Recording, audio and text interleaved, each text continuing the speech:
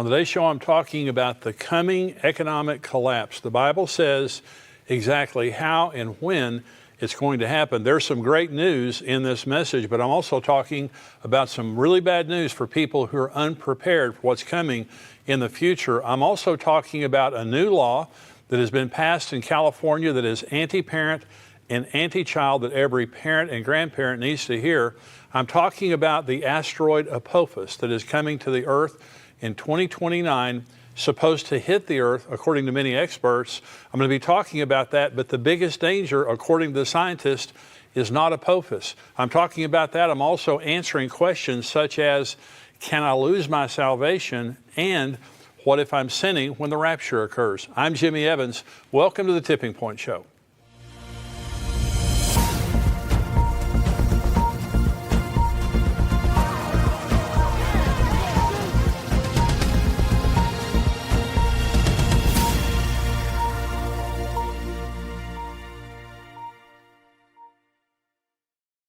Welcome to the Tipping Point Show. I'm so glad that you've joined me today. This message called The Coming Economic Collapse, very, very important. A lot of people have a tremendous amount of anxiety about the economy of the United States and also the economy of the world, and rightly so. You know, we have a $300 trillion world debt right now. The world debt is unsustainable. America is almost $29 trillion in debt, and this is growing very rapidly. Of course, you know, the Congress right now is trying to get something passed that would increase $3 to $4 trillion of the national debt, which would just be unbelievably bad.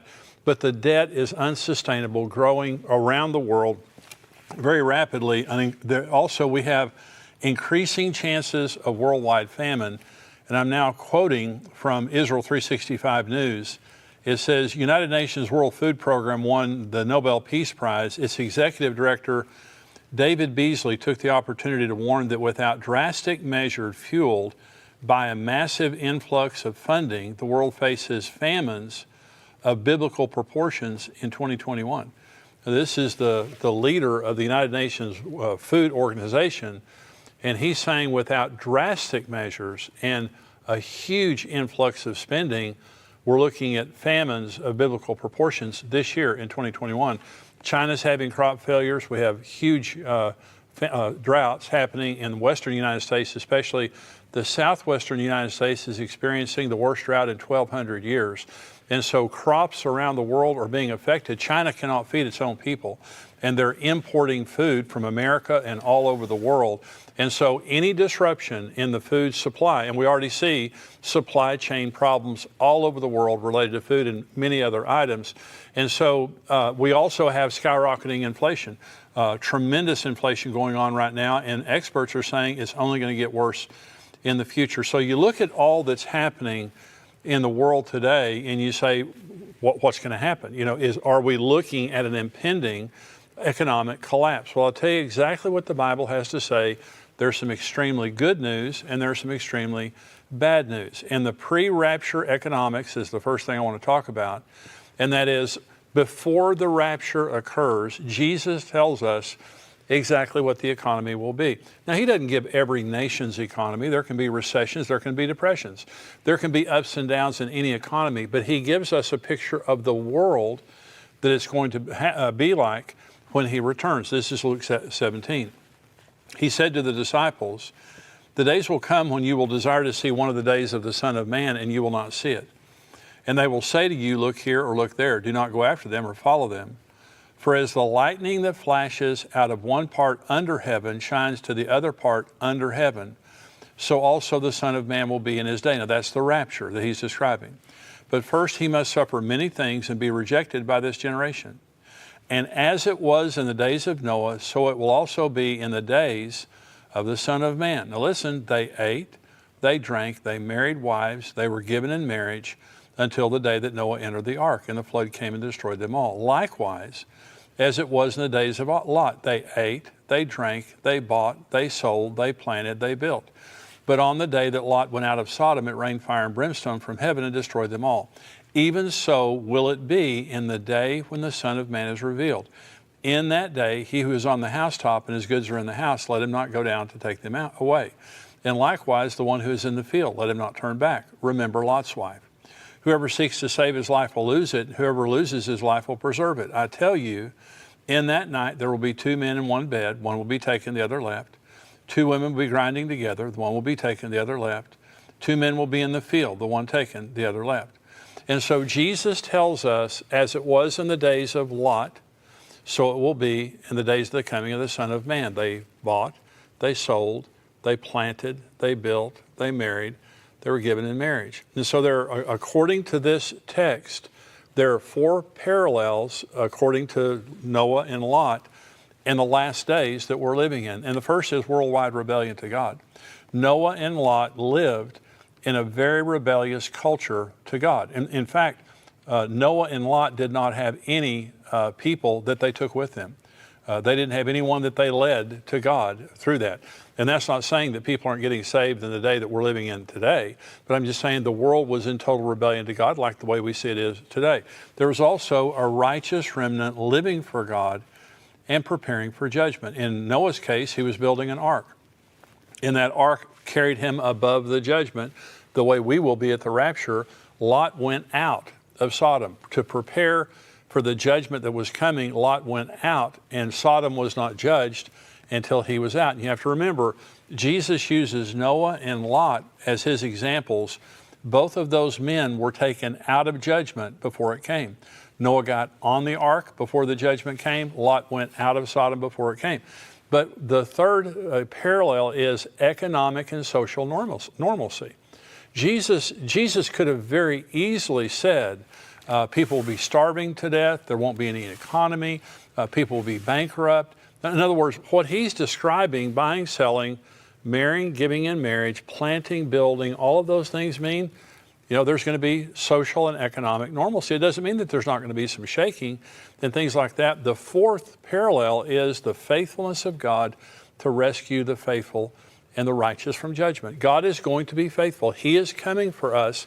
He's not going to leave us here. So I want to say what we're seeing in the world today is the setup for the Antichrist system, is the setup for the economy during the tribulation. First of all, we're seeing a one world government. I think there was over 100 nations, about like 137 nations last week that all agreed together about the corporate tax. And so what we're seeing is now, this amalgamation of nations adopting the same laws and practices. We're seeing the emergence of a one world economy. We're seeing the emergence of a cashless system. COVID has caused cash to be rejected around the world because of the germs that it carries. And the United States government, the Federal Reserve, is talking about now having a digital currency. China is coming out with a digital currency. Most of the currency of the world today, the vast majority of the currency of the world today, is non-cash currency. It's electronic currency. So what we're seeing, the supply chain problems, all of this is setting up for a coming economic collapse. And I'm saying if you're a believer, now I believe that we need to be careful. Financially, personally, we need to be conservative. We need to be careful because we're living in very uncertain times. But what I'm saying is, I have heard doomsdayers for the last 40 years. Since I have been teaching on Bible prophecy, I've heard doomsdayers come out and they talk about this, economic collapse is coming in the next 6 months or the next 3 months or next year or something like that. And in almost every case, they're selling something or they have something to gain through their doomsday message. And I call them prophets for profit. Is they're out there telling their story about what's about to happen, but it's not true, and it hasn't happened. We had 2001, we had 2008, we had things like that, but people were still eating. People still had the basics of life. They were still buying, selling, marrying, giving in marriage, planting, and building. Okay, but there's coming a time now, the Bible tells us that there is coming a time on the earth when there is going to be a total economic meltdown. It's called the tribulation. Let's go to the book of Revelation, and this is chapter 6. Now remember, in the book of Revelation, there are many judgments, but basically you have the seal judgments that begin the tribulation. You have the trumpet judgments right behind that, and then you have the worst judgments of all, which are the bowl judgments that occur just before the second coming. The rapture happens at the beginning of the tribulation. The second coming happens at the end of the tribulation. So the beginning of the tribulation is Revelation chapter 6.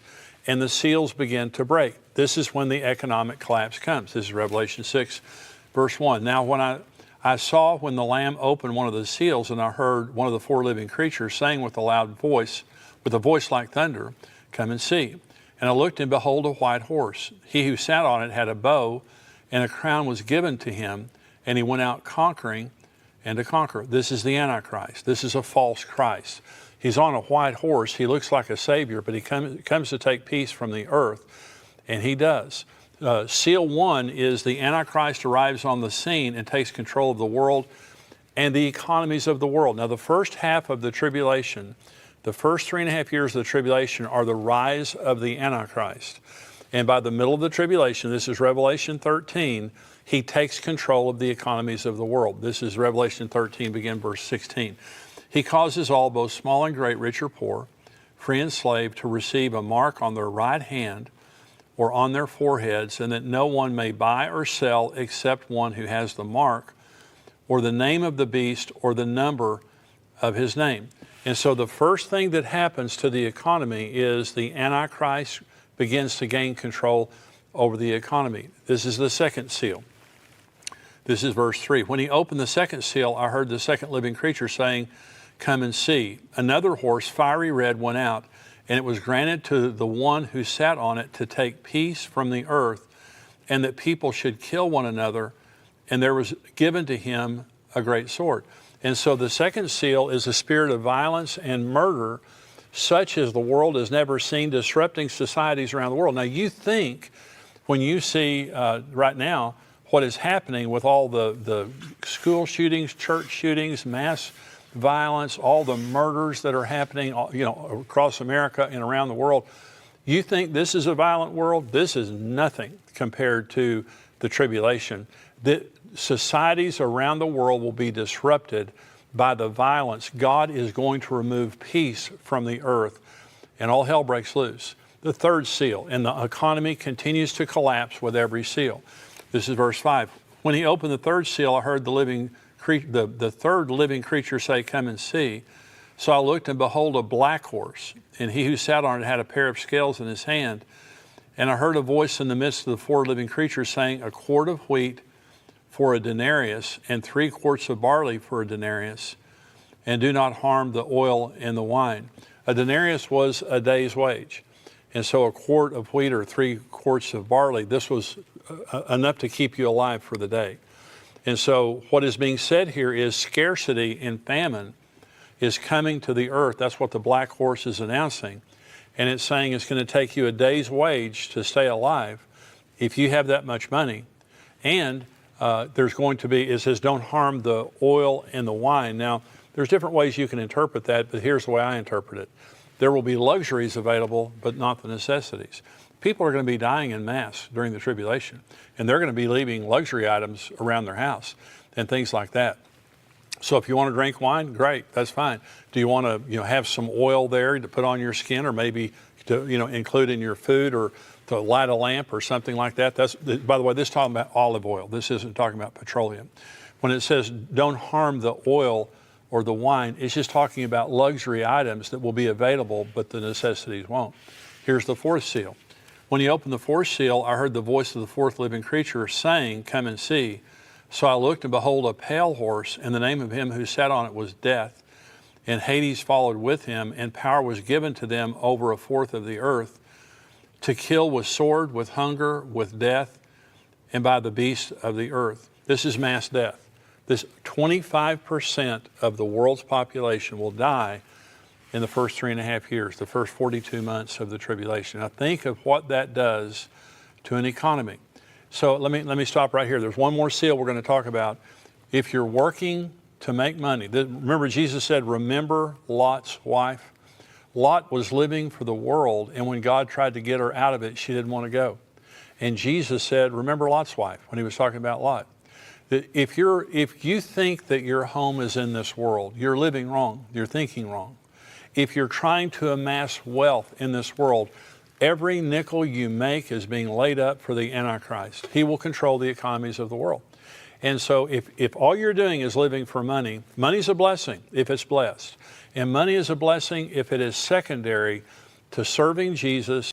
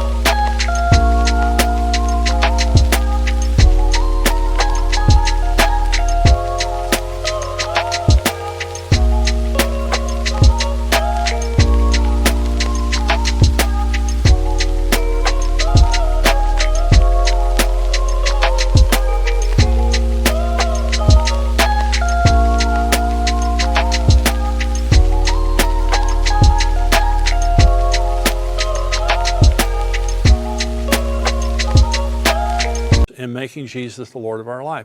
Money's a blessing if it's submitted to God and we're obedient with what He gives us. But if our security is in money, we are set up. Now, if you're a believer in Jesus, you're going to go up in the rapture. The economy will be basically what it is right now, ups and downs, surely. But until Jesus comes, they're going to be buying, selling, marrying, giving in marriage. But after the rapture, when the tribulation comes, if you're here, if you're not a believer in Jesus, if you're here, there will be no economy. It will take everything you can get together to survive. If you do survive, because here's the fifth seal. This is verse 9. When He opened the fifth seal, I saw under the altar of souls those who had been slain for the word of God and for their testimony which they held. And they cried with a loud voice, saying, How long, O Lord, holy and true, until you judge and avenge our blood on those who dwell on the earth? Then a white robe was given to each of them, and it was said to them that they should rest a little while longer, until both the number of their fellow servants and their brethren who would be killed as they were completed. Mass martyrdom. This is for those people who are left behind when Jesus comes and they begin to give their lives to Christ during the tribulation. They will be martyred in mass. And so all of these things will be happening during the tribulation. Before the tribulation, the economies of the world right now are being arranged in a one-world cashless society that the Antichrist is going to inherit. He's the one who's going to control the economy during the tribulation. But while he's controlling the economy, peace is taken from the earth. There's scarcity on the earth. 25% of the earth's population